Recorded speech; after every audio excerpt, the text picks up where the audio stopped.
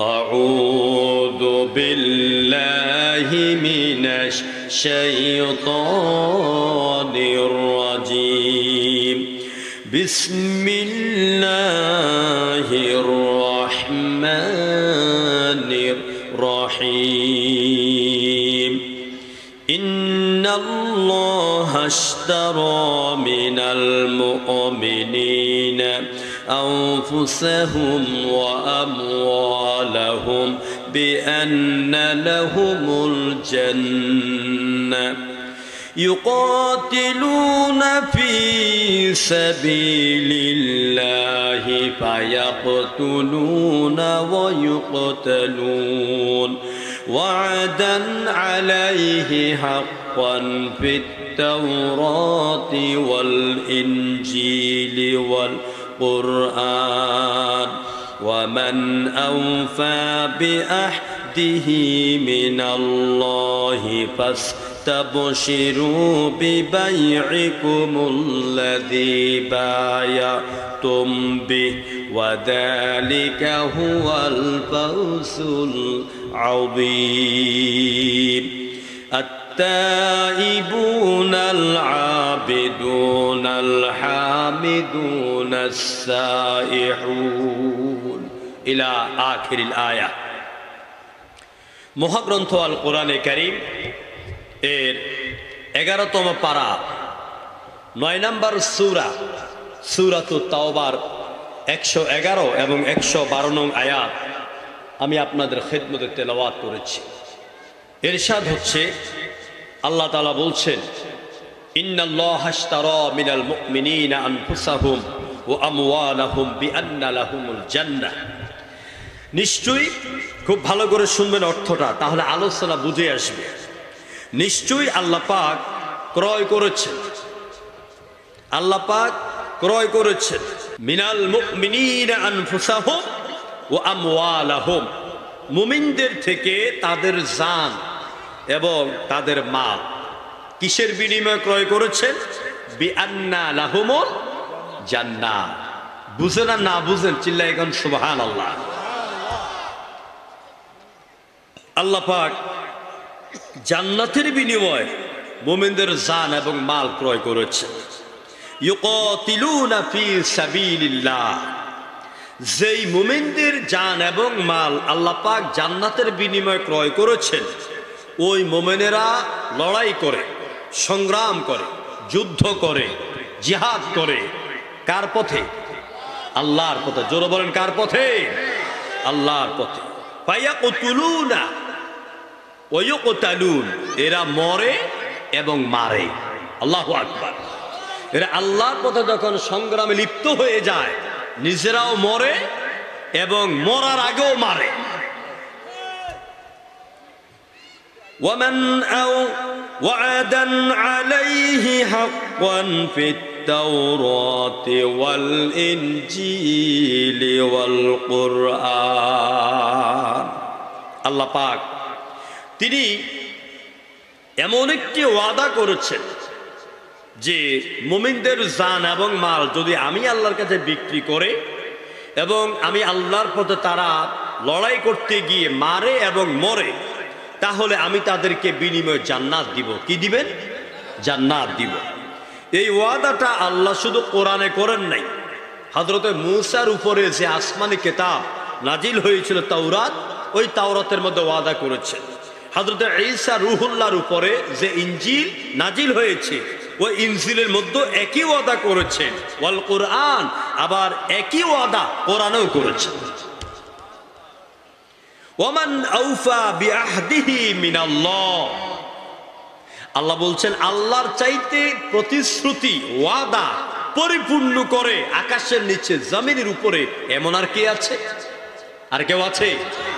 তার মানে আল্লাহ যে ওয়াদা করে সে ওয়াদা তিনি ফিল আপ করেন। আর এই কোরআনের ভিতরে চিল্লায় বলেন না সব কথা কার? আরো জোরে বলেন কার? আল্লাহর কোনো মিথ্যা কথার আশ্রয় আছে এখানে? মিথ্যা কথা আছে?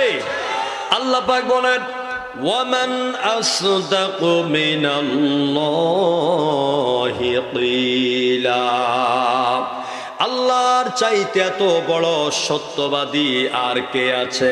সুতরাং কোরআনে যা বলা আছে সব কথা হলো আল্লাহর, আর সব কথা সত্য। এরপরে আল্লাহ পাক বলছেন, ফাস্তাবশিরু বিবাইকুম, তোমরা আনন্দিত হও, খুশির সংবাদ গ্রহণ করো এমন একটি বেচা বিক্রি, এমন একটি বায়াতের কথা শুনে যা তোমরা আল্লাহর সাথে চুক্তিবদ্ধ হয়েছ। সুবহানাল্লাহ। আল্লাহর সাথে চুক্তিবদ্ধতা কি?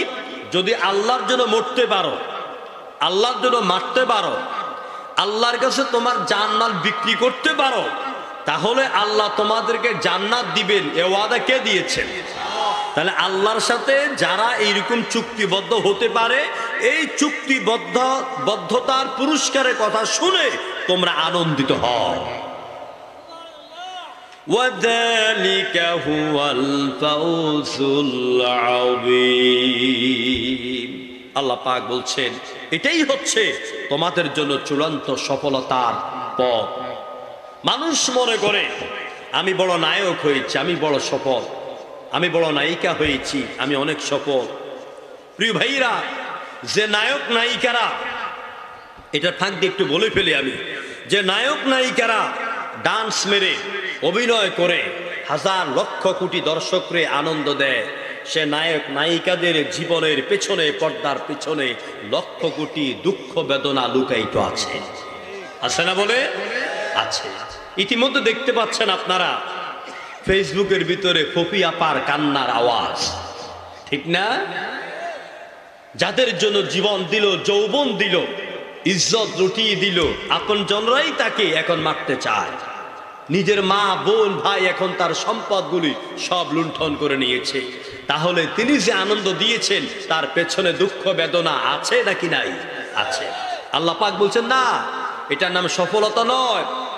তোমার ছেলেকে ডাক্তার বানালে, ইঞ্জিনিয়ার বানালে, বড় শিল্পপতি বানালে, তোমার ছেলে একটা কানাডা থাকে, একটা আমেরিকা থাকে, এটা তোমার জীবনের সফলতা নয়। বড় সফলতা হলো তুমি যদি আল্লাহর সাথে কৃত ওয়াদা, চুক্তিবদ্ধতা ফিলাপ করতে পারো। আল্লাহ পাক বলছেন, এটাই হলো ওই বান্দা বান্দির জন্য বড় সফলতা। কথা কি বুঝতে পারছি? এরপরে 112 নম্বর আয়াত আল্লাহ পাক বলছেন, আত-তাইবুনাল আবিদুনাল হামিদুন আস-সাইহুনার রাকিউনাস সাজিদুন। যেই সব মুমিনেরা আল্লাহর কাছে তাদের জান এবং মাল বিক্রি করার জন্য ওয়াদাবদ্ধ হলো, ওই কোয়ালিটির মুমিন হইতে হইলে আগে তাকে 8টা কোয়ালিটি অর্জন করতে হবে। কয়টা কোয়ালিটি? 8টা কোয়ালিটি অর্জন করতে পারলেই সেই মুমিন একমাত্র আল্লাহর কাছে তার জান এবং মালকে বিক্রি করার সিদ্ধান্ত নিতে পারবে। 8টা কোয়ালিটি কি? 1, আত-তাইবুন, যারা তাওবাকারী, আল-আবিদুন, যারা ইবাদতকারী, আল-হামিদুন, যারা আল্লাহর প্রশংসাকারী, আস-সাইহুন, যারা জিহাদকারী অথবা রোজা পালনকারী, আর রাকিউন, যারা রুকুকারী, আস-সাজিদুন, যারা সিজদাকারী, আল-আমিরুনা বিল মারুফ, যারা সৎ কাজের আদেশ দানকারী, ওয়ান নাহুনা আনিল মুনকার, যারা অসৎ কাজকে বাধা দানকারী, ওয়াল হাফিজুনা লিহুদুদিল্লাহ, আর যারা আল্লাহর সীমা রেখা সংরক্ষণকারী, ওয়াবাশশিরিল মুমিনিন। আল্লাহ পাক আবারও বলছেন, এই সব কোয়ালিটি সম্পন্ন মুমিনদেরকে আল্লাহর জান্নাতের সুখবর দিয়ে দাও। কষ্ট হচ্ছে আপনাদের? খারাপ লাগতেছে? প্রিয় ভাইরা, আমি আপনাদের খেদমতে যে 2টি আয়াত তেলাওয়াত করেছি, এই 2টি আয়াতের শুধু ইন্নাল্লাহা আশতারা মিনাল মুমিনিনা আনফুসাহুম ওয়া আমওয়ালাহুম বিআন্না লাহুমুল জান্নাহ, এতটুকুনের তাফসীর যদি করি, দর্শন দিয়ে, বিজ্ঞান দিয়ে, ইতিহাস দিয়ে, কোরআন দিয়ে, অন্তত না হলো 2 থেকে 2.5 ঘন্টা সময় লাগবে। এরপরে বাকিগুলি স্তরে স্তরে বলা, যেহেতু মাহফিলে মা বোনরাও আছে নাকি, মা বোনেরাও আছেন, আমি সবাইকে প্রাণ খুলে কান খুলে শোনার জন্য অনুরোধ করব। আমি খুব সংক্ষেপে এই বিষয়গুলি আপনাদের সামনে কথা বলে আমি 12 নম্বর আয়াতে চলে যাব, যেগুলি আপনারা পকেটে করে আমল করার জন্য বাড়িতে নিয়ে যেতে পারবেন। আমার মাহফিলে আমি কিচ্ছা কাহিনী, পল্লী গীতের সুর, কান্দানো মান্দানো, হাসি তামসা আমি এগুলি করি না। কারণ কোরআনে কারীমকে সামনে করে তাফসীর মাহফিলে বৈশা এরকম রং ঢং করা, হাসা কান্না, অভিনয় করা, এগুলি কোরআনের দাড়িকে শোভা পায় না। কোরআন যেমন সম্মানিত কিতাব, কোরআনের দাড়ি সম্মানিত, আর যারা কোরআন শুনতে আসে তারাও সম্মানিত। এই জন্য এখন আমার দেশে ভাইরাল বক্তাদের অভিনয়ে মাহফিল ভরে গেছে। যেই বক্তা বেশি ভাইরাল, যেই বক্তা অভিনয় করতে পারে, সিনেমার গান গাইতে পারে, সিগারেট টাইনে দেখাইতে পারে, যুবকরা কেবল তার মাহফিলে সবাই দলে দলে যোগদান করে। যেরকম ঠিক কিনা? এইসব মাহফিলের মধ্যে কান সার্থক হয়, কিন্তু বাস্তব জীবনে আমলের কোনো খোরাক খুঁজে পায় না। এই জন্য তাফসীর মাহফিলের বৈশিষ্ট্য হচ্ছে বক্তা যখন কথা বলবে শ্রোতাদেরকে সম্মান দিয়ে কথা বলবেন। আমরা অনেক বক্তারা শ্রোতাদেরকে তুই তাই, হেতে হুতে এরকম ব্যবহার করি। যেরকম ঠিক কিনা? এটা তো আদর্শ প্রচার করার নিয়ম নয়। না, আমার বাবার সমান, দাদার সমান মুরব্বী বসে আছে, আর আমি যদি বলি তোরা কস না কা, তাহলে আমার বাবার আমি বললাম তুই, কথা কয় না কা? এই জন্য দাড়িওয়ালার বৈশিষ্ট্য হচ্ছে আপনি যত সম্মান দিয়ে কথা বলবেন তিনি তত কোরআনের দিকে আকৃষ্ট হবেন। নবী করিম সাল্লাল্লাহু আলাইহি ওয়াসাল্লাম একজন ইহুদির সাথে এত সুন্দর ব্যবহার করেছেন, ইহুদি বিশ্ব নবীর বাড়ির মেহমান হয়ে গেল। রাতের বেলা মেহমান হয়ে আসলেন, হুজুর তার মেহমানদারি করলেন, সুন্দর করে তাকে শোয়ার ব্যবস্থা করে দিলেন। ইহুদি চক্রান্ত করে এলো, রাতের গভীরে ইচ্ছা করে তিনি বিছনার মধ্যে পেশাব করে, পায়খানা করে সব নষ্ট করে দিয়া ভোরবেলা আজান হওয়ার আগে তিনি ভেগে গেলেন। এরপরে নবীজি সকালবেলা ইহুদের রুমের দিকে যাইতে, গন্ধের জন্য যাইতে পারেন, নাকে হাত দিলেন, যাইয়া দেখেন ইহুদি বিছনা পায়খানা করে পেশাব করে সব নষ্ট করে দিলেন। এবার আল্লাহ নবী তিনি বলতেছেন, আয় আল্লাহ, আমার মেহমানের খেদমত আমি পুরোপুরি করতে পারি নাই। আমার মেহমান না জানি আমার অজান্তিক কতটা না কষ্ট পেয়েছে। এই কথা বলে রাহমাতুল আলামিন বিশ্ব নবী, আল্লাহর পরে যার স্থান, আল্লাহর পরে যার মর্যাদা, নিজেই ওই ময়লাযুক্ত কাপড়গুলি গুছাইয়া একটু দূরে কূপের কাছে গিয়া নিজে নিজে এগুলি পরিষ্কার করছেন আর বলতেছেন, রব্বুল আলামিন আমাকে তুমি ক্ষমা করে দিও, আমার মেহমান না জানে কষ্ট পেয়েছে। কিতাবের ভিতরে এসেছে ওই সময় ইহুদি পুকুর পাড়ে, কূপের পাড়ে একটা খেজুর গাছের পেছনে দাঁড়িয়ে দাঁড়িয়ে শুনতেছেন আল্লাহর নবী মুহাম্মদের কথাগুলি। এক পর্যায়ে ইহুদি দৌড়ে এসে আল্লাহ নবীর হাত ধরে বললেন, ওগো মুহাম্মদ, আপনি এগুলি ধোয়ার দরকার নাই, আমি নিজে ধুইয়া দিব। আমি ইচ্ছা করেই তোমার বিছনাগুলি আমি নষ্ট করে দিয়েছি, কারণ আমি তাওরাতে পড়েছি তুমি অত্যন্ত সুন্দর একজন মিষ্টভাষীর মানুষ হবে, তুমি অত্যন্ত ধৈর্যশীল হবে, তুমি মানুষকে সুন্দর করে কথা বলবে। ও মুহাম্মদ, তোমাকে পরীক্ষা করার জন্য আমি এইগুলি করেছি। তাওরাতের পৃষ্ঠায় যা লেখা ছিল আজকে বাস্তব জীবনে তোমার মধ্যে আমি তাই দেখলাম। সুবহানাল্লাহ কইতেন না? সুতরাং আর দেরি নয়, তুমি আমাকে পড়িয়ে দাও লা ইলাহা ইল্লাল্লাহু মুহাম্মাদুর রাসূলুল্লাহ। নবী করিম সাল্লাল্লাহু আলাইহি ওয়াসাল্লামের অমায়িক ব্যবহার ছিল, কি অনুপম সুন্দর চরিত্রের মানুষ ছিলেন। আজকে যদি আমরা আমাদের এরকম ব্যবহার, আমাদের এইরকম আচরণ শত্রুপক্ষের সাথে আমরা করতে পারি, ওই শত্রুরাও কোরআনমুখী হতে বাধ্য। যেরকম ঠিক কিনা? এই জন্য আমরা কাউকে ঘায়েল করে কথা বলবো না, আমরা কাউকে কষ্ট দিয়ে কথা বলবো না। প্রিয় বন্ধুগণ, আমি সূরা তাওবার 111 নং আয়াত সংক্ষিপ্ত কথা বলেই 12 নম্বর আয়াতে প্রবেশ করব। আপনাদের কষ্ট হবে? খারাপ লাগবে? খুব ভালো করে বুঝেন। আল্লাহ পাক বলছেন, ইন্নাল্লাহা আশতারা মিনাল মুমিনিন আনফুসাহুম ওয়া আমওয়ালাহুম বিআন্না লাহুমুল জান্নাহ। আল্লাহ রাব্বুল আলামিন মুমিনদের থেকে জানমাল ক্রয় করে নিয়েছেন, বিনিময় দিবেন তিনি জান্নাত। এখন আমি আপনাদেরকে প্রশ্ন করতে চাই, যদি আপনারা বুঝে থাকেন, সামান্যতম ইসলামিক জ্ঞান থাকে, আপনারা বলেন তো জান দেওয়ার মালিক কে? এই জীবন দেওয়ার মালিক কে? আল্লাহ। মাল দেওয়ার মালিক কে? আল্লাহ। তো এখন আল্লাহ যদি জীবন দেওয়ার মালিক হন, আল্লাহ যদি মাল দেওয়ার মালিক হন, তো আল্লাহ পাক বলছেন আমি তোমার কাছে জান্নাত বিক্রি করব, তুমি বিনিময়ে দিবা জান্নাত, তুমি বিনিময়ে দিবা তোমার জান এবং মাল। তাহলে কথাটা কি কেমন হয়ে গেছে না? জানও আল্লাহ, মালও আল্লাহ, দিয়েছেনও আল্লাহ, কিনতে চান আল্লাহ। আমি তো জানার মালিক না, আমি তো মালের মালিক না, তাহলে বিক্রি করার ক্ষমতাও তো আমার নাই, কিন্তু আল্লাহ বলছেন আমি কিনতে চাই।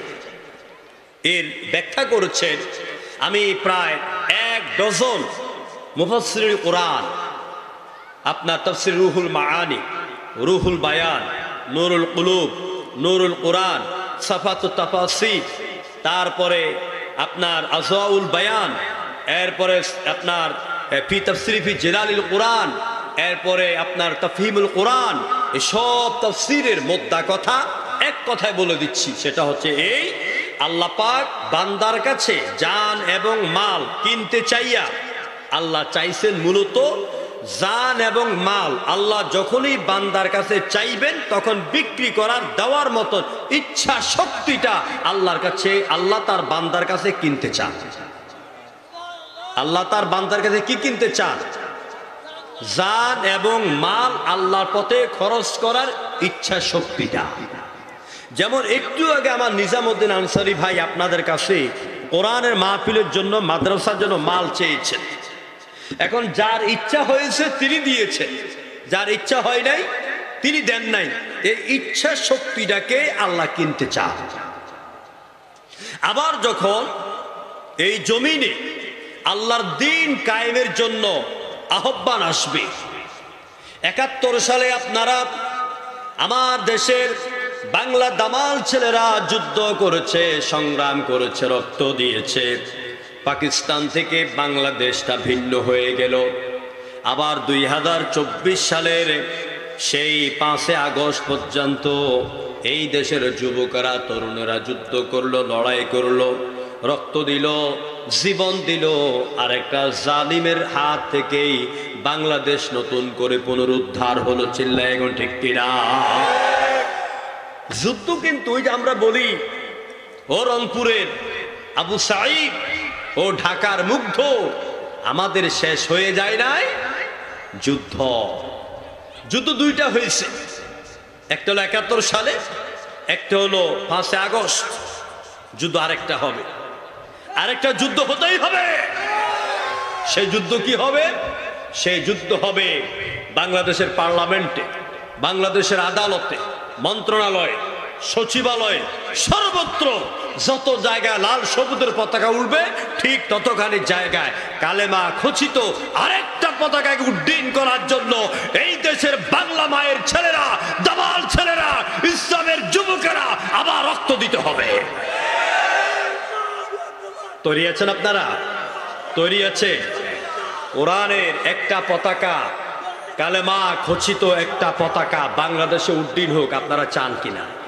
দেখি যাদের ঈমান আছে, যারা নিজেদেরকে মুসলমান যুবক বলে দাবি করেন, আমি তাদের হাতগুলো দেখতে চাই।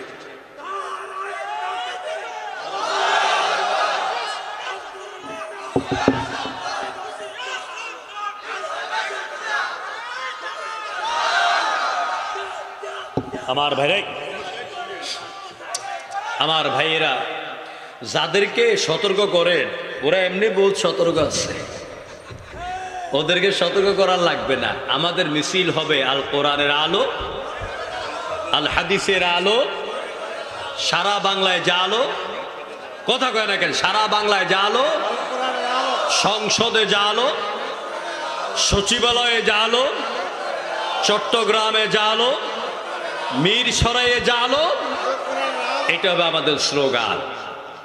সব সমস্যার সমাধান জোরে কোন সব সমস্যার সমাধান আল কোরআন। আপনি আমার এমন কোন সংবিধান দেখাইতে পারবেন না যে সংবিধানে মানুষের জন্ম থেকে মৃত্যু পর্যন্ত, রান্নাঘর থেকে বঙ্গভবন পর্যন্ত সব সমস্যার সমাধান করতে পারে। একমাত্র একটা সংবিধান আমার আপনার ঘরে ঘরে, মসজিদে, মাদ্রাসা, এখানে সামনে আছে। এই সংবিধানের নাম হলো কোরআন। তিবিয়ানা লিকুল্লি সেই যা দরকার এই কোরআনে আল্লাহ পাক ঢুকাই দিয়েছে। সম্মানিত ভাইয়েরা, তো আল্লাহ তাআলা বলছেন, বান্দা জমিন তো আমার। জমিন কার? যেই বেটি বলছেন এটা আমার বাপ দাদার স্বপ্ন, এই বাংলাদেশ আমার বাবার বাংলাদেশ, এই বাংলাদেশকে আমরা স্বাধীন করেছি, তোমার দেশ যদি হয় তাহলে তোমার দেশ ছাইড়া 5 আগস্ট পালাইছো কেন? হ্যাঁ, কেউ কি নিজের ঘর ফালাইয়া পালায়? নিজের ঘর ছাইড়া পালায়? এরা হচ্ছে সুবিধাবাদী। আমি প্রায় জায়গায় বলি, দুঃখের সাথে বলি, আমার বাংলাদেশটা হচ্ছে একটা উলঙ্গ সুন্দরী নারীর মতো। কথা বুঝবেন ভালো করে। আমার বাংলাদেশটাকে একটা সুন্দরী উলঙ্গ নারী বানাইছে 71 সাল থেকে এই পর্যন্ত যারা ক্ষমতা এসেছে তারা। একটা সুন্দরী উলঙ্গ নারীকে যখন মিরেরসরাই বাজারে বা চট্টগ্রাম আপনার ফেনীর মহিপালে রাতের বেলা রেখে দিবেন, যে যুবকে পারে, যে বখাটে পারে, সেই এসে তাকে ধর্ষণ করে। ঠিক আমার বাংলাদেশটাকেও 71 সাল থেকে এই পর্যন্ত যেই ক্ষমতায় এসেছে সেই আমার এই বাংলাদেশ নামক সুন্দরী নারীটাকে ধর্ষণ করে তার সব কেড়ে নিয়েছে। যে যেমনে পেরেছে আমেরিকায় বাড়ি করেছে, লন্ডন বাড়ি করেছে, জার্মানে বাড়ি করেছে, লুটপাট করে গোটা মাটাকে ক্ষত বিক্ষত করে দিয়েছে। এজন্য আমরা বাংলা নামক এই সুন্দরী মাকে আর ধর্ষিতা হতে দিতে চাই না। আমরা এবারে বোরকা পরাতে চাই, আমরা মায়ের ইজ্জত দিতে চাই, আমরা মায়ের ক্ষত জায়গাগুলিকে আবার নতুন করে ফিল আপ করতে চাই। চাঁদাবাজদের হাতে দেশকে তুলে দেওয়া যাবে না। প্রিয় বন্ধুগণ, আল্লাহ রাব্বুল আলামিন, মহান আল্লাহ রাব্বুল আলামিন, তিনি কোরআনে কারীম দিয়েছেন।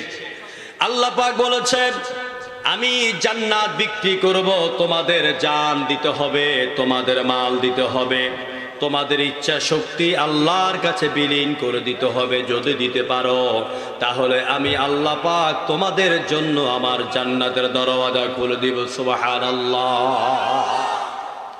আল্লাহর দ্বীনের পথে গেলে, আল্লাহর দ্বীনের পথে গেলে লড়তে হবে, মরতে হবে, আমাদেরকে কাফেরের সাথে, মুনাফিকের সাথে লড়াই করতে হবে। প্রিয় ভাইরা, এই ওয়াদা আল্লাহ দিয়েছেন, যদি তোমরা আল্লাহ দ্বীনকে কায়েম করে লড়তে পারো, মরতে পারো, জীবন দিতে পারো, তাহলে এটাই হচ্ছে তোমাদের সফলতা। এবারে আসুন, আল্লাহ পাক বলছেন, যদি প্রকৃত মুমিন হতে চাও, কি হতে চাই আমরা? মুমিন হতে চাই, তাহলে 8টা কোয়ালিটি লাগবে। কয়টা কোয়ালিটি? 8টা কোয়ালিটি লাগবে। 1, আত-তাইবুনাল আবিদুনাল হামিদুন। 1 নাম্বার কোয়ালিটি হচ্ছে বেশি বেশি করে তওবা করতে হবে, বারবার তওবাকারী। আমরা জীবনে অনেক ভুল করেছি, আমরা অনেক গুনাহ করেছি, আমরা অনেক পাপ করেছি, আমরা অনেক অন্যায় করেছি। ও যুবক ভাইয়েরা, তুমি ঘরের ভিতরই দরজা বন্ধ করে, চোখ বন্ধ করে তোমার বুকে হাত দিয়া দেখো, জীবনে বালেগ হওয়ার পর থেকে কয় ওয়াক্ত নামাজ পড়েছ, কয় ওয়াক্ত নামাজ ছেড়েছ, কতদিন মিথ্যা কথা বলেছ, কতদিন জোর জুলুম করেছ। যারা ব্যবসা করেন ওজনে কম দিয়েছেন, যারা জমিন চাষ করেন আরেকজনের জমিনের আইল খেলেছেন, সুদ খেয়েছেন, ঘুষ খেয়েছেন, মিথ্যা কথা বলেছেন, জেনা করেছেন, ব্যভিচার করেছেন, সব গুনাহ করে আমরা আমাদের জীবনের আমল নামাকে অন্যায় দিয়া, গুনাহ দিয়া বোঝাই করে দিয়েছি। যেরকম ঠিক কিনা? অনেক অন্যায় করেছি, অনেক পাপ করেছি আমরা। আল্লাহ রাব্বুল আলামিন বলে, বান্দারে তুমি অন্যায় করেছ, তুমি পাপ করেছ, আমি আল্লাহ পাক বলে দিলাম তোমরা আমার রহমত থেকে নিরাশ হইও না। লা তাকনাতু মির রাহমাতিল্লাহ, আমার রহমতের দরওয়াজা থেকে তোমরা নিরাশ হইও না। গুনাহ তো তুমি করেছো, তুমি বান্দা, আর আমি মাফ করার জন্য বসে আছি তোমার মালিক। সুবহানাল্লাহ। আত-তাইবুন অর্থাৎ তায়েব মানে বারবার ফিরে আসা, তওবাকারী। তওবা অর্থ কি? ফিরে আসা। তওবা অর্থ কি? আরো জোরে বলেন। ফিরে আসা। আর ক্ষমা অর্থ কি? ক্ষমা আরবি কি? ইস্তেগফার। ইস্তেগফার মানে ক্ষমা চাওয়া, আর তওবা মানে ফিরে আসা। এখন ক্ষমা এবং ফিরে আসা এই দুইটা জিনিস আমি আপনাদেরকে বুঝাই। ধরুন এই এলাকার বিএনপি নেতা, যিনি এলাকার বড় নেতা, তো তার একজন কর্মী আছে, তিনি তার কর্মীকে বললেন, আমি তোমাকে অমুক ওয়ার্ডের নেতৃত্ব দিলাম, তুমি আমার কমান্ড মেনে চলবে। এখন ওই কর্মী নিজে নিজে খুব বড় হয়ে গেল, নেতার কমান্ড মানে না, না মেনে তিনি দলের চেইন অফ কমান্ডকে অমান্য করে নিজের মতো তিনি কিছু আইন প্রয়োগ করতে লাগলেন। এই খবর যখন এই এলাকার নেতার কানে চলে গেল, নেতা তাকে ডাক দিলেন।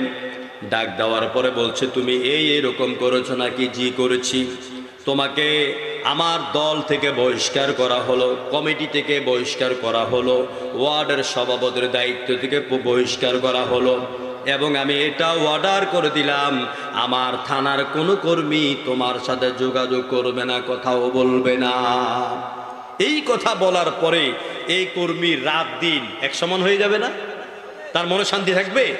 তার মনে শান্তি থাকবে না। খাওয়া হারাম, ঘুম হারাম, যেখানে যায় তার মনের মধ্যে কালো মেঘের মতন ছায়া পড়ে গেছে, তার ভালো লাগবে না। ওই লোকটা দেখলো যে গোটা মীরের সরাই এলাকা আমার কাছে একটা ডিমের কুসুমের মতন ছোট্ট হয়ে গেল, আমার নেতার দল আমাকে বহিষ্কার করেছে, আমার ভালো লাগে না। এবার এই কর্মী রাতের গভীরে তার নেতার বাড়িতে গেল, দরজার মধ্যে নক করেছি, ভেতর থেকে নেতা বলল, কে? কর্মী বলল, ভাই আমি অমুক। দরজা খোলেন। দরজা খুললো, সাথে সাথে নেতার পায়ের মধ্যে পড়ে গেল, ভাই আমি যে ভুল করেছি ওই ভুল জীবনে আমি আর করব না, আপনি যেমনে বলবেন আমি আপনার কথা মতো চলবো। আমি আমার অন্যায় থেকে আমি ফিরে এলাম। এই যে নেতা বহিষ্কার করে দিল, আবার নেতার কথা মতো চলবে, ফিরে এলো, এটাকে আরবিতে বলা হয় তাওবা। কি বলা হয়? কি বলা হয়? তাওবা। নেতার পায়ের মধ্যে পড়ে যখন বলবে আমি আর অন্যায় করব না, আমি আর ভুল করব না, আমি আর আপনার আদেশের কোনো অমান্য কাজ করব না, আমি মাপ চাইলাম আপনার কাছে, এটাকে বলা হয় ইস্তেগফার। এটার কি বলা হয়? এটাকে বলা হয় ইস্তেগফার। তাহলে তাওবা এবং ইস্তেগফার, এই তাওবা এবং ইস্তেগফারের জন্য আগামী জুমাবার রাত একটা রাত আসতেছে, চন্দ্র মাসের একটি গুরুত্বপূর্ণ রাত। আমার নিজামউদ্দিন আনসারী ভাই এবং নাসির উদ্দিন হেলালি ভাই সম্ভবত এই সব বিষয়ে কথা বলেছেন। আল্লাহ পাকের এক মহিমান্বিত রজনী, সেই রাতের নাম হচ্ছে লাইলাতুল বারাআত। জোরে বলেন কি? আমাদের দেশে বলে শবে বরাত। কি বলে? বলে না সবাই? শবে বরাত।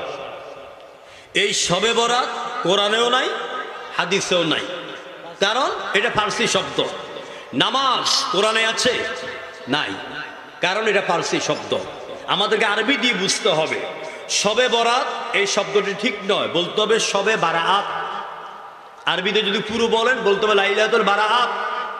বারাআত মানে ক্ষমা, বারাআত মানে নাজাত, বারাআত মানে মুক্তি, বারাআত মানে কর্তন করা।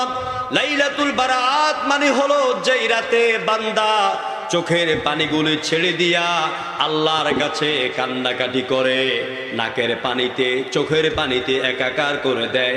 আল্লাহ পাক বলে, বান্দা আজকে রাত্রে আমার কাছে তুমি তওবা করার কারণে, আমার কাছে ফিরে আসার কারণে, আমার কাছে ক্ষমা চাওয়ার কারণে তোমার অতীত জীবনের সব গুনাহ আমি আল্লাহ মাফ করে দিলাম।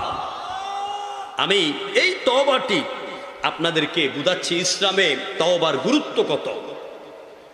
ইসলামে তওবার গুরুত্ব এত বেশি, বিশ্বনবী রাহমাতুল লিল আলামিন তার জীবনে কোনো গুনাহ ছিল না, কোনো অন্যায় ছিল না, কোনো অপরাধ ছিল না। এরপরও আল্লাহর নবী প্রতিদিন তিনি আল্লাহর দরবারে ৭০ মাররা প্রতিদিন তিনি 70 বারের চাইতে আল্লাহর দরবারে তওবা করতেন, ইস্তিগফার করতেন। যেরকম সুবহানাল্লাহ।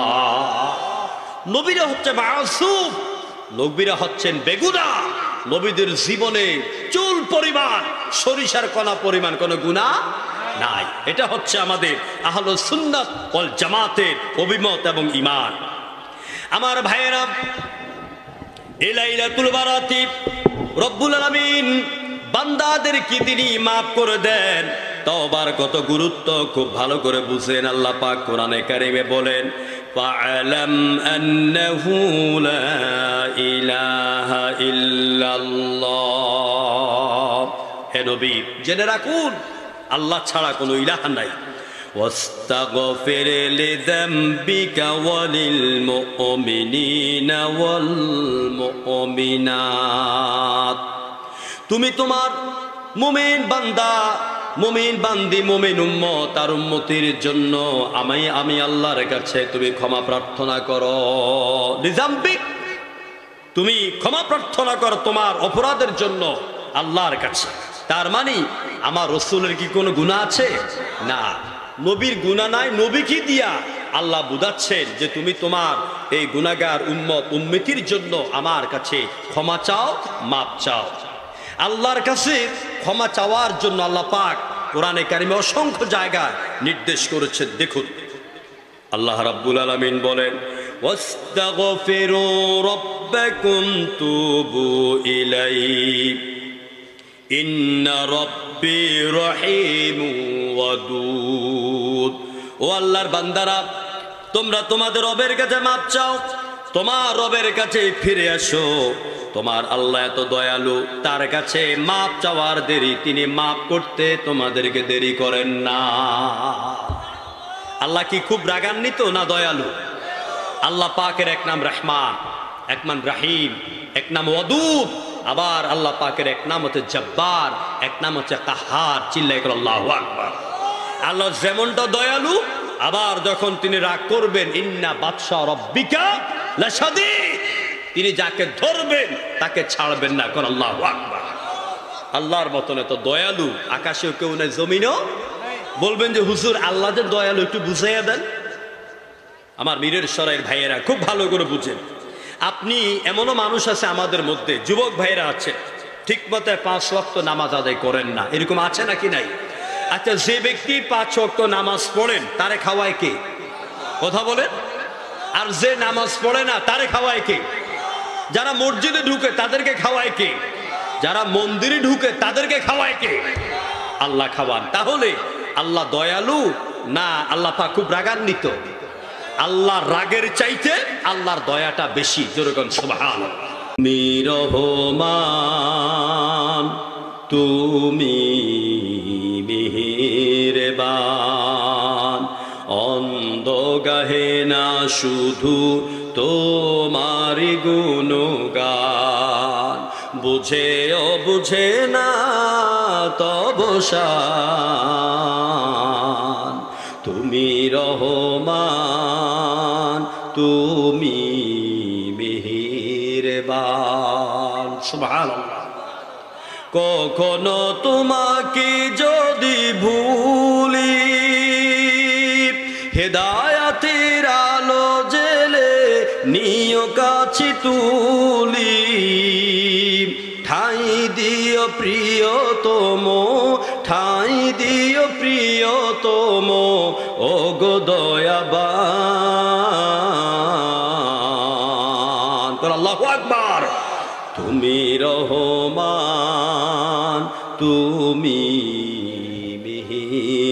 মেহেরবান। আমার ভাইয়েরা, আমার মা বোনেরা, সুতরাং আল্লাহ নবী সাল্লাল্লাহু আলাইহি সাল্লামকে আল্লাহ পাক নিজে নির্দেশ দিয়া বললেন, ফাসাব্বিহ বিহামদি রাব্বিকা ওয়াস্তাগফির ইন্নাহু কানা তাওয়াবা। ও নবী, আপনি আপনার রবের প্রশংসা করেন আর আপনার রবের কাছে আপনি ক্ষমা প্রার্থনা করেন। যারা আল্লাহর কাছে ক্ষমা প্রার্থনা করে আমার আল্লাহ পাক তাদেরকে ভালোবাসেন। আল্লাহ তওবা কবুল করে। যেরকম সুবহানাল্লাহ।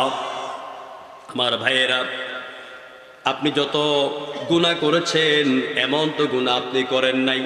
বনী ইসরায়েলের মধ্যে একটা লোক 99 জন মানুষকে হত্যা করেছে। কতজনকে? 99 জন মানুষকে হত্যা করেছে। বুখারী শরীফের হাদিসের ভিতরে এলো, মিশকাতের ভিতরে এলো, 99 জন মানুষকে খুন করে তিনি ভুল বুঝতে পেরেছেন, আমি এতগুলি মানুষকে খুন করলাম, আমার মতন এত বড় অপরাধী আর কেউ নাই। তিনি তার ভুল বুঝতে পেরে এবারে তিনি বড় কোনো আল্লাহর ওলি অথবা বড় কোনো আলেমের সন্ধানে বের হয়ে গেলেন।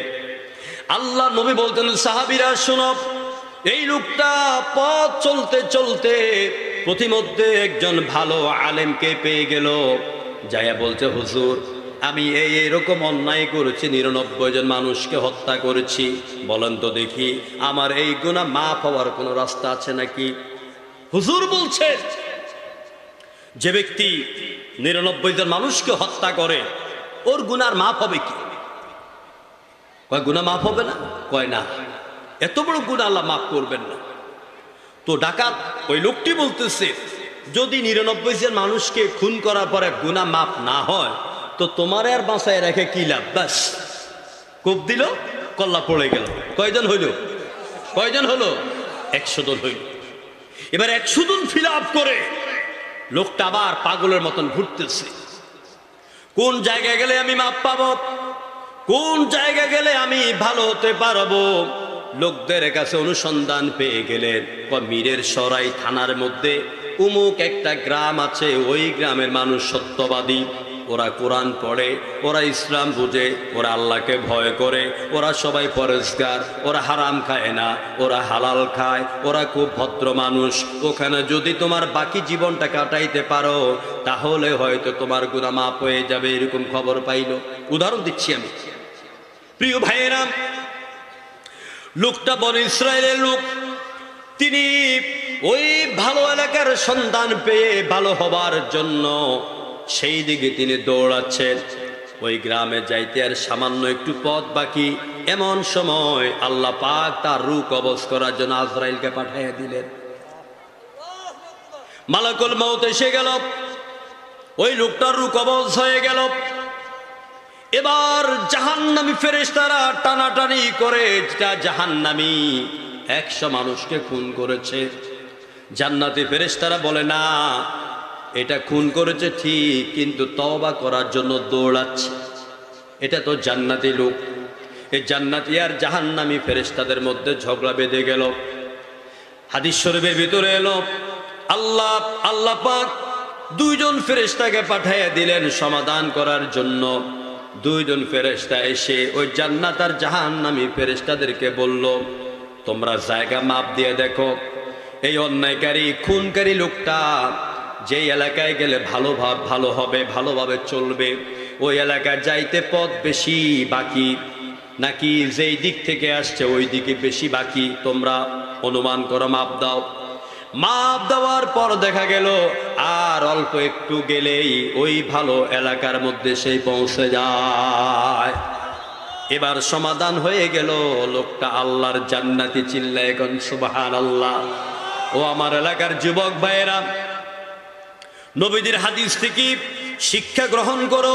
জীবনে নামাজ ছেড়েছি আমরা, ভুল করেছি, অন্যায় করেছি, জিনা করেছি, অপরাধ করেছি, অনেক মিথ্যা কথা বলেছি।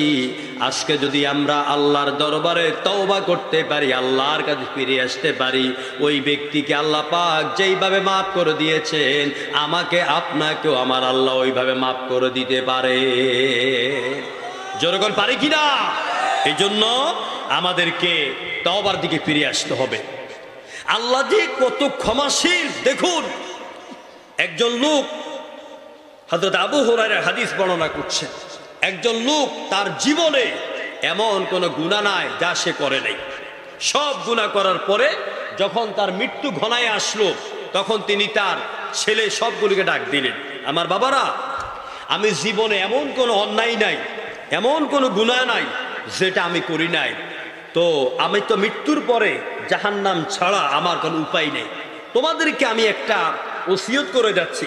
ছেলেরা বলে, বাবা তুমি যে ওসিয়ত করবে আমরা সেটা পালন করব। বলছে, বাবা আমি যখন মরে যাব আমাকে কবর দিও না, আমার কি করো না, আমাকে কবর দিও না। লালকির আগুন জ্বালিয়ে আমার দেহটাকে ওই আগুনের মধ্যে ছাই করে দিবে। আমার দেহের ছাইগুলি কি উত্তাল দরিয়া সাগরের মধ্যে ভাসাইয়া দিবে। লোকটা মারা গেল, ছেলেরা একই কাম করলো। এখন আপনারা বলেন, যে ছাইগুলি সাগরের মধ্যে ভাসাইয়া দিল, ওই ছাইগুলিকে আবার একত্রিত করে দেহ বানাবার ক্ষমতা আমার আল্লাহ পাকের আছে নাকি নাই? আছে না? আল্লাহ পাক ওই লোকটাকে আবার কবরের মধ্যে তৈরি করলেন। বিশ্বনবী বলতেছেন, আল্লাহ পাক ওই ব্যক্তিকে জিজ্ঞেস করলেন, বান্দারে, তুমি তোমার ছেলেদেরকে তোমার মৃত্যুর পরে তোমার দেহ জ্বালাইতে বললা কেন? আবার ছাইগুলো সাগরে ভাসাইয়া দিতে বললা কেন? বলে, রব্বুল আলামিন হাকামুল হাকিমিন, আমার জীবনে এমন কোনো অপরাধ নাই, এমন কোনো গুনাহ নাই যা আমি করি নাই। আয় আল্লাহ, আমি শুনেছি ওলামায়ে কেরামের মুখেই এই গুনার জন্য জাহান্নামে যেতে হবে। জাহান্নামের কত তাপদাহ, জাহান্নামের কত ভয়াবহতা, এইগুলি শোনার পরে আমার ভিতরে এমন ভয় চলে আসলো, আমাকে যদি দুনিয়ার আগুন দিয়া জ্বালাইয়া ছাইগুলি সাগরে ভাসাইয়া দেয়, হয়তো তুমি আল্লাহ পাক কিয়ামতের ময়দানে আমাকে শাস্তি দেবে না। এই জন্য আমি এমনটা করেছি। আমার আরশের মালিক আল্লাহ পাক বলে, বান্দারে, তুমি যে তোমার জীবনের ভুল বুঝতে পেরেছ, অন্যায় বুঝতে পেরেছ, আমাকে তুমি এতটা ভয় করেছ, আমি আল্লাহ খুশি হয়ে গেলাম। বিনিময়ে তোমার জীবনের গুনাহগুলি মাফ করে দিয়ে আজকে জান্নাতে যাওয়ার অনুমতি দিয়ে দিলাম। প্রিয় ভাইরা, তওবার আলোচনা আরো ব্যাপক আছে, আরো গভীর আলোচনা আছে। আমি শুধু ভাষা কথাগুলি বললাম আমার এই এলাকার যুবক ভাইদের খেদমতে, মা বোনদের খেদমতে। আমরা নফসের তাড়নায় পড়ে আমরা অনেক গুনাহ করে ফেলেছি, যেরকম ঠিক কিনা? অনেক অন্যায় করেছি, অনেক বেয়াদবি করেছি ইসলামের সাথে। আমরা যদি আগামী জুমাবার রাতে বা প্রত্যেক নামাজের পরে তাওবা করে আল্লাহর কাছে মাপ চাইতে পারি, সেই আল্লাহ তো এখনো আছে না মরে গেছে? আল্লাহ আছেন, মাফ করবেন আল্লাহ পাক। সুতরাং আসুন আমরা লাইলাতুল বারাত বা শবে বারাত, এই ক্ষমার রাতে আল্লাহর কাছে ক্ষমা চেয়ে বাকি জীবনটা আমরা কোরআনের পথে চালাতে চাই। আল্লাহ তৌফিক একজনে বলেন আমিন। তাহলে প্রকৃত সফল মুমিন হওয়ার জন্য এক নাম্বার কোয়ালিটি হলো আত-তাইবুন, বারবার আল্লাহর কাছে তওবা করবেন। গুনাহ হয়ে গেছে, পড়েন আস্তাগফিরুল্লাহাল্লাযী লা ইলাহা ইল্লা হুয়াল হাইয়ুল কাইয়্যুম ওয়া আতুবু ইলাইহি। আল্লাহ নবী বলেছেন, এই ইস্তিগফার কেউ যদি সকাল ফজরের নামাজের পরে আর রাতের বেলায় ঈশা নামাজের পরে 3 বার পড়ে, ওই সমুদ্রের মধ্যে যত ফানা হয়, মরুভূমির মধ্যে যত বালিকণা আছে, ওই পরিমাণ গুনাহ যদি বান্দার আমল নামার মধ্যে থাকে, আল্লাহ পাক এই ইস্তিগফারের কারণে বান্দার গুনাহগুলিকে মাফ করে দেয়। এটা কি সবাই পারেন? আস্তাগফিরুল্লাহাল্লাযী লা ইলাহা ইল্লা হুয়াল হাইয়ুল কাইয়্যুম ওয়া আতুবু ইলাইহি। এটা পড়বেন আপনারা। প্রিয় ভাইরা, প্রকৃত মুমিন হওয়ার জন্য আরেকটা কোয়ালিটির কথা বলেই আমি মুনাজাত করে দিব, সেটা হচ্ছে আত-তাইবুনাল হামিদুন। এরা একদিকে তওবাকারী আর একদিকে আল্লাহর প্রশংসাকারী। আমরা প্রশংসা করি কার? জনগণ কার? গোটা পৃথিবীতে আকাশ জমিন পত্র পল্লব গ্রহ নক্ষত্র সাগরের নদী সবাই প্রশংসা করে কার? কার করে? আল্লাহ পাক কোরআনে কারিমে বলেন, সাব্বাহা লিল্লাহি মা ফিস সামাওয়াতি ওয়া মা ফিল আরদ। আকাশে যা আছে, জমিনে যা আছে, সবাই তাসবিহ পেশ করে আমার আল্লাহর। কার করে? আল্লাহ পাকের প্রশংসা করে। আপনার ঘরের কোনায় যে ঘর কোনো ব্যাংক, যে ঘর কোনো ব্যাংক, এ ঘর কোনো ব্যাংক প্রশংসা করে কার? আচ্ছা বলেন তো, সারা পৃথিবীতে যত প্রাণী জগৎ আছে, গরু ছাগল গাছপালা মানুষ, সবাই আল্লাহর প্রশংসা করে 3 অবস্থায়। যেরকম কয় অবস্থায়? 3 অবস্থায়।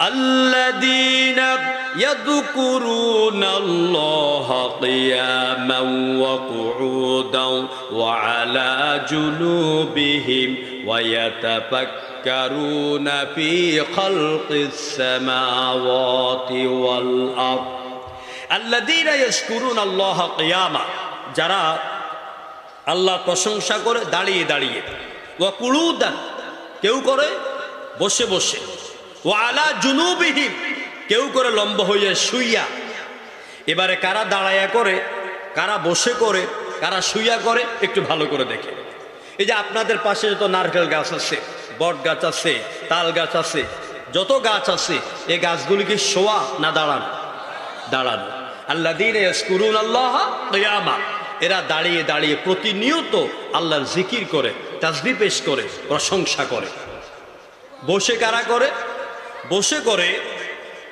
আপনাদের ঘরে গোনাতে ঘর কোনো ব্যাঙগুলি দেখবেন এই ব্যাঙগুলি আচ্ছা বলেন তো ব্যাঙের পাও কয়টা হ্যাঁ না ব্যাঙের পাও দুইটা ব্যাঙের পাও কয়টা ব্যাঙের পাও দুইটা পিছনের দুইটা পাও সামনের দুইটা হাত এভাবে ঠেঁস দিয়া বসে দেখবেন না দেখলেও কালকে দেখবেন এভাবে ঠেঁস দিয়া বৈশা এই ব্যাঙের গলার নিচে 24 ঘন্টা এরকম নড়াচড়া করে এরকম নড়াচড়া করে তার মানে ব্যাঙ তারে কণ্ঠ দিয়া প্রতিনিয়ত জিকির করে কার জিকির করে কার তাহলে ব্যাঙ বসে বসে আল্লাহ জিকির করে শুয়া কারা করে ডিসকভারি চ্যানেলে দেখবেন আফ্রিকার ভূখণ্ডে বড় বড় সাপের পাহাড় আছে অসংখ্য লক্ষ কোটি সাপ এরা লম্বা শো অবস্থায় আল্লাহর জিকির করে তাদের জিহ্বাটাকে এক বিগত লম্বা বের করে এই জিহ্বা দিয়ে তারা প্রতিনিয়ত আল্লাহর জিকির করে আপনি বলুন হুজুর আন্দাজি ওয়াজ করেন আপনি কি ব্যাঙের ডাক বুঝেন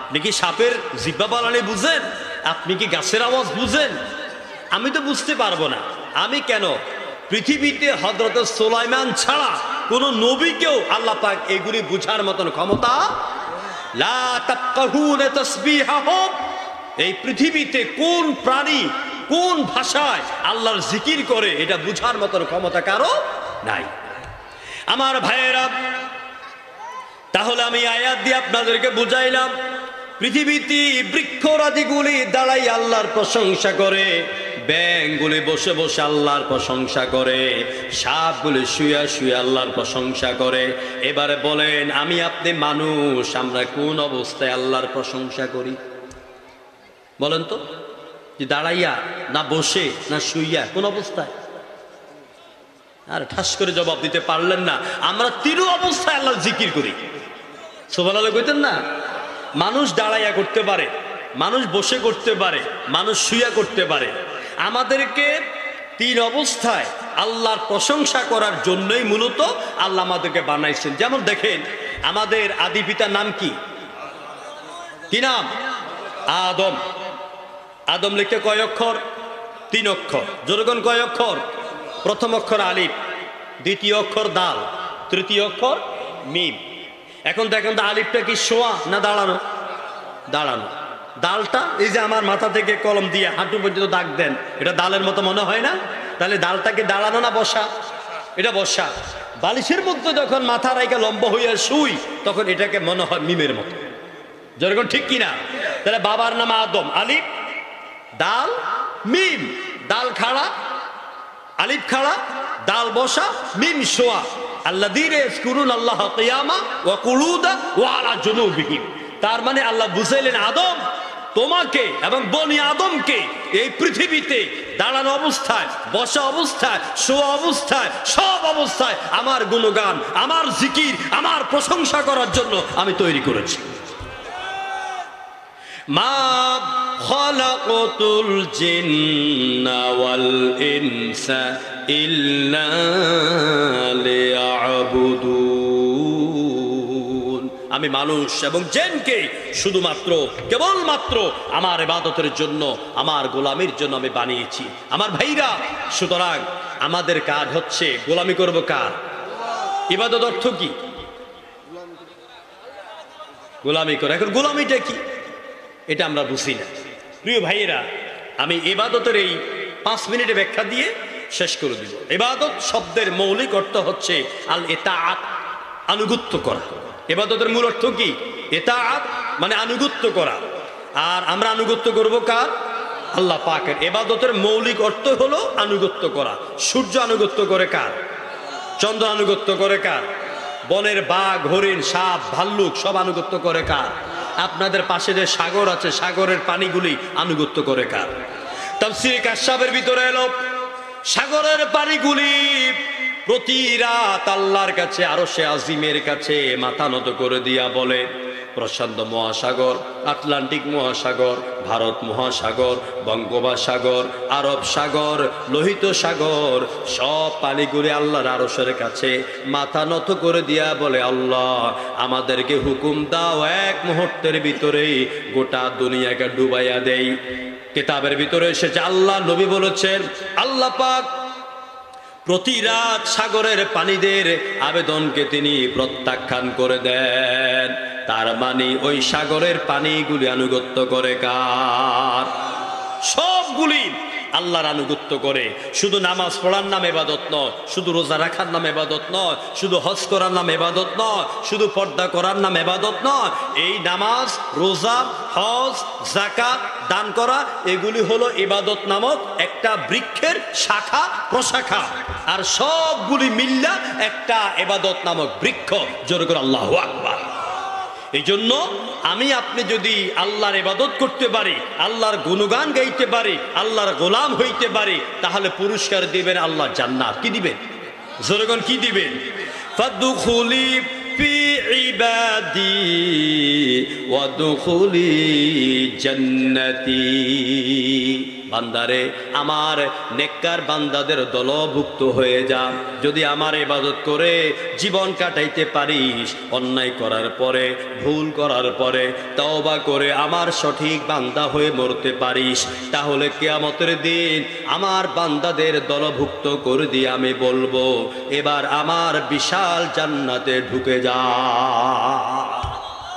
আল্লাহ জান্নাত সবাই চাইতো আমরা? যারা বলে না তারা মনে চান না। হ্যাঁ, জান্নাত সবাই চান? কারা কারা যেন হাত তুলে আল্লাহকে দেখান তো, কোন আল্লাহু আকবার। এবার আমার সাথে একটা দোয়া বলেন, আল্লাহুম্মা ইন্নী আসআলুকা জান্নাতুল ফিরদাউস, জান্নাতুল ফিরদাউস। আল্লাহর কাছে সবসময় জান্নাতুল ফিরদাউস চাইবে। আল্লাহ নবী বলেছেন, জান্নাত যখন চাইবা তখন বড়টা চাও।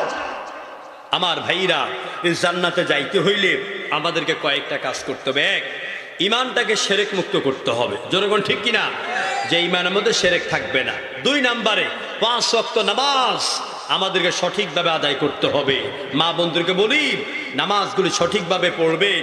ওই যে শুক্রবার আইতেছে শবে বরাতের রাত, সারাদিন রুটি আর হালুয়া লইয়া ব্যস্ত থাইকা, ফজর নাই, জহুর নাই, আসর নাই, মাগরিব নাই, হালুয়া রুটি লইয়া মহিলারা ব্যস্ত থাকে। মনে রাখবেন, আল্লাহ নামে কসম করে বলে যায়, কিয়ামতের দিন আল্লাহ পাক আপনাকে প্রশ্ন করবেন না যে শবে বরাতের রাত্রে হালুয়া রুটি কেন বানাও নাই, বরং প্রশ্ন করবে জহুর কেন পড়ো নাই, আসর কেন পড়ো নাই, মাগরিব কেন পড়ো নাই। এই জন্য এইগুলো থেকে দূরে থাকবেন। সম্মানিত ভাইরা, জান্নাত যদি পেতে হয় 5 ওয়াক্ত নামাজ লাগবে নাকি লাগবে না? লাগবে। 3 নম্বরে মা বন্ধুকে বলি, পর্দাগুলি করবেন, স্বামীর আনুগত্য করবেন। আমি একটা হাদিস মা বন্ধুর জন্য বলি, প্রায় জায়গায় 2 ঘন্টার ওয়াজ আমি 1 মিনিটে করে দিচ্ছি। কিয়ামতের ময়দানে একজন নারী কি আল্লাহ পাক জান্নাতের 8টি দরজা খুলে দিয়া দাঁড় করাইয়া বলবেন, ও আল্লাহর বান্দি, তুমি আল্লাহর জান্নাতে প্রবেশ করার জন্য এই 8টি দরওয়াজার মধ্য থেকে যেটা তোমার পছন্দ হয় ওইটা দিয়ে প্রবেশ করো। জোরে কন্যা সুবহানাল্লাহ। এখন এত বড় সৌভাগ্যবান নারীকে তার পরিচয় কি? তার পরিচয় হলো, আল্লাহর নবী বলেছেন, যেই নারীর মধ্যে 3টা গুণ থাকবে। কয়টা গুণ? জোরে কোন কয়টা গুণ? 1 নাম্বার গুণ হচ্ছে, যে নারী ওয়াত্তাকাত রাব্বাহা, যে নারী তার রবকে ভয় করে। 2 নম্বরে ওয়া ইতাআত যাওজাহা, যে নারী তার স্বামীর আনুগত্য করে। 3 নম্বরে ওয়া হাফিজাত ফারজাহা, যে নারী তার সতীত্বের হেফাজত করে। এই 3টা গুণ যে নারীর মধ্যে থাকবে, ওই নারীকে আল্লাহ পাক জান্নাতের 8টি দুয়ারের মধ্য দিয়ে প্রবেশের অনুমতি দিয়া দিবেন। সুবহানাল্লাহ। সুতরাং আল্লাহ পাকে হাদিসের আলোকে মা বোনদেরকে আমল করার তৌফিক দান করুন। এবং যে দুটি আয়াত আমি তেলাওয়াত করেছি তার মনে 100 ভাগের 1 ভাগ আমি তাফসীর করি নাই। প্রথম আয়াতের মূল শিক্ষা হচ্ছে আল্লাহ আমাদের দিকে জান মাল ক্রয় করতে চান, বিনিময়ে তিনি জান্নাত দিবেন। এই জানের মালিকও আল্লাহ, মালের মালিকও আল্লাহ। আল্লাহ যখন চাইবেন তখন এটা আল্লাহকে দেওয়ার জন্য প্রস্তুত থাকার নামই হচ্ছে মুমিন। 2 নম্বরে আমাদেরকে তওবাকারী হতে হবে, তওবা করতে হবে বেশি বেশি আল্লাহর দরবারে। আস্তাগফিরুল্লাহ আস্তাগফিরুল্লাহ আস্তাগফিরুল্লাহ এভাবে তওবা করবেন, মাপ চাইবেন, আর গুনার পথে যাবেন না। 3 নম্বরে আমাদেরকে আমাদের মাথার তালু থেকে পায়ের নখর পর্যন্ত গোটা বডি দিয়ে আমাদের বক্তব্য, আমাদের স্লোগান, আমাদের দেওয়াল লিখন, আমাদের রাজনীতি, আমাদের অর্থনীতি, আমাদের সমাজনীতি, আমাদের পরিবার নীতি, সব নীতিতে ইবাদত করতে হবে, আনুগত্য করতে হবে, হুকুম মানতে হবে, আইন মানতে হবে। চিল্লিয়ে বলেন তো সবাই কার? আল্লাহ।